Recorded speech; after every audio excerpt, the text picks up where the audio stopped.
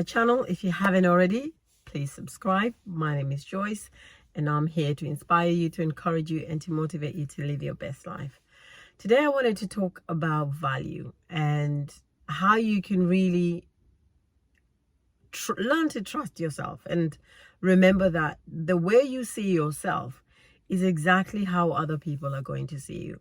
And so you need to have a really good outlook, a really good view, and of course you've got to be your biggest champion, because I always say this: if you don't celebrate yourself, if you don't see your own value, how can you ever expect other people to see it? Now, there's some people that see it by virtue of being in our circle. So for example, if you have siblings, or you have children, or you have a parent that is inspirational, because sometimes parents can really mess up kids. But I think, those people are naturally inclined to think highly of us. And I say that with a pinch of salt, because I know people whose siblings aren't the best. I'm really lucky in that field, but especially when people get older, there's a lot of sibling rivalry, and equally that means that their friends or people that know each other, so if you're in the same circle, the reputation can be tarnished if somebody doesn't have a good maybe view about you. But let's not go into that. Let's talk about value for yourself. I want to inspire you and to encourage you to have the best view of yourself.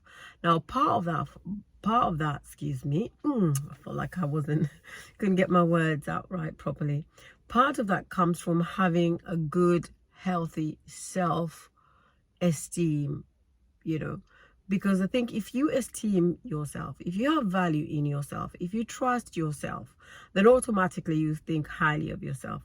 And I'm talking about this from a subconscious level, because sometimes when you make promises to yourself that you don't keep, eventually you end up sabotaging yourself and not really believing in yourself.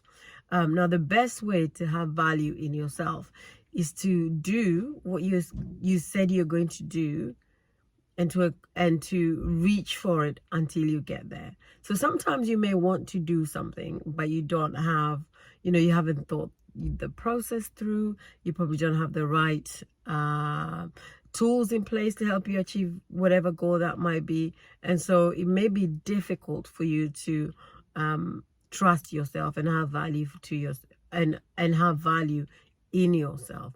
Now, one of the ways you could do is actually creating goals that you can chunk down.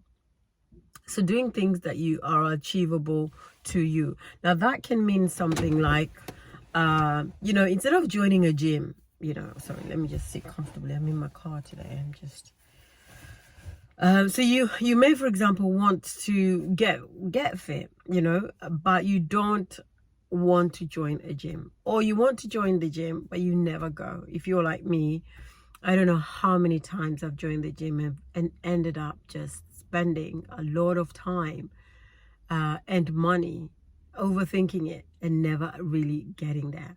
So part of adding value to yourself is making sure that you see things through. Now, if you failed before, resilience can be built by actually sticking out to a goal until you get to it.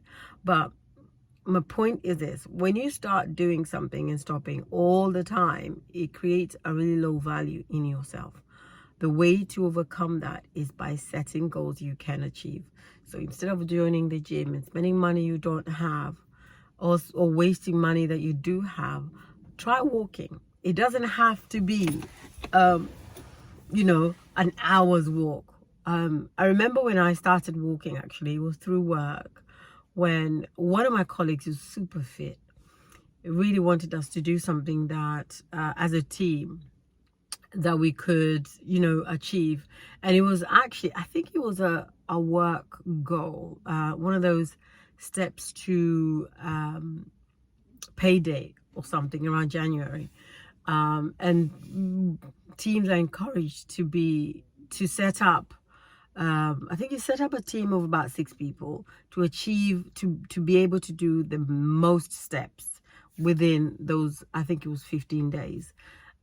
before payday, and that's usually in January. Now, she really encouraged us to join. I really didn't want to, but I found myself, because the way we split it up, sorry, just to go back a bit, the way we split it up is that if each of us did about 10-15,000 steps a day, we could get a huge chunk by the end of it. And of course, there's a sort of like a speedometer where everybody's matching and seeing what everybody else is doing or what other teams are doing. And so you always want to win. I certainly always want to win. And so we started it, and I didn't realize how I wanted us to win. And so every single day I was aiming to doing about 10,000 steps. And I kind of managed to doing about 13,000, 15,000 every single day for about 15 days. It was one of the most incredible things I have ever done. So that was 2 years ago, and I never stopped walking since.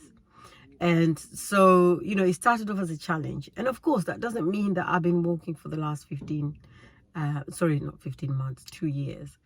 It just means that sometimes I fail to walk, but because I'd set up such a good regime, even when I didn't walk, I felt bad about it. And so I just kept on going, even when I didn't feel like it. There were days where I was inconsistent, but because of the pace that the challenge set us up in, I ended up making sure that I was walking consistently. And I ended up doing that for the whole year and the other year. And now this is my 3rd year of actually walking every single, well, I would say 6 out of 7 days a week. And so that's changed a lot. I still don't work out, but the way I feel every morning after a walk is just so incredible that when I don't walk, I crave it. Sometimes I go to bed looking forward to getting up and walking. And so while that's only just one tip, I think if you can think about how you can place that in your life and implement it, that will be a really, really powerful tool. Because when you have self-respect, when you respect yourself, it automatically means that you add value to who you are. You know why? Because you treat yourself with kindness and compassion. And of course, you respect yourself because you acknowledge your own strengths, your own abilities, and more than anything, your own achievements. It's those little things that build up. Because now when I think about how I enjoy my walking, how I've been doing it for 2 years, this is the 3rd year, so 2.5 years, I'm so proud of myself because I know I've done it. And if I can do that, then what else can I not do? Because exercise was never my strongest point. Now, before I think I'm just about to wrap up, but I think maybe one more tip that would be really helpful is creating boundaries. Now, this is really, really something I didn't have in my life. Especially when it came to family, I just thought everyone had access to me because by virtue of being family. And that is probably one of the most toxic things you can ever do, because you end up abusing yourself and being abused.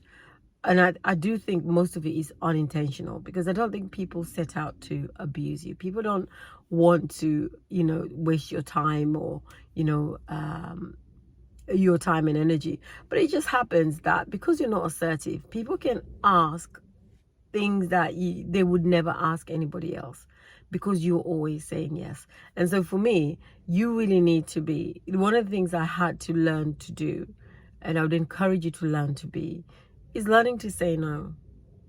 Learning to think things through. Usually for me, family was always yes, yes, yes. Whatever it was that they wanted, I could do it. If they wanted me to pick them up in the middle of the night, I was there. If they wanted to borrow my car, that was me. If they wanted to spend time in my house, yes, why not?